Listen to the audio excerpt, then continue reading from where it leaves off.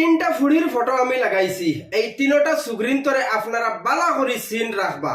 এক নম্বর ফুড়িয়ে কইছে একটা ফুয়ায় মান্থলি ইনকাম করতো 1,00,000 টাকা। 2 নম্বর ফুড়িয়ে কইছে একটা ফুয়ায় মান্থলি ইনকাম করতো 1 থেকে লইয়া 2 লাখ টাকা।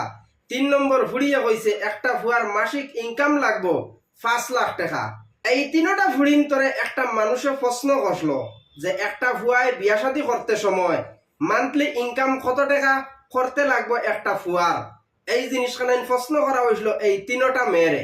তখন 1 নম্বর মেয়েটাই উঠিয়া কইছে একটা ফুয়ায় যদি বিয়া করে তো তার মাসিক ইনকাম লাগবো 1 লাখ টাকা। 2 নম্বর ফুড়িয়ে কইছে মাসিক ইনকাম লাগবো 1 থেকে লইয়া 2 লাখ টাকা। 3 নম্বর ফুড়িয়ে কইছে একটা ফুয়ায় যদি বিয়া শাদী করে তো মাসিক ইনকাম লাগবো 5 লাখ টাকা। তো এই ধরনের ফুড়িন্তরে উদ্দেশ্য করিয়া ও জিনিসখানে কইতাম চাই একটা ফুয়ায় মান্থলি কত টাকা খামাইব এখানে একটা ফুয়ার উপরে ডিপেন্স করে। তোমাতান মতন 2 টাকার খাঙ্কি মাগি হলে ডিসাইড করা লাগতো না, কারণ তোমাতান মতন খাঙ্কি মাগি হলে শুধুমাত্র ফুয়াইন্তর পয়সা গুলা চাও, এর থেকে বেশি কিছু চাও না।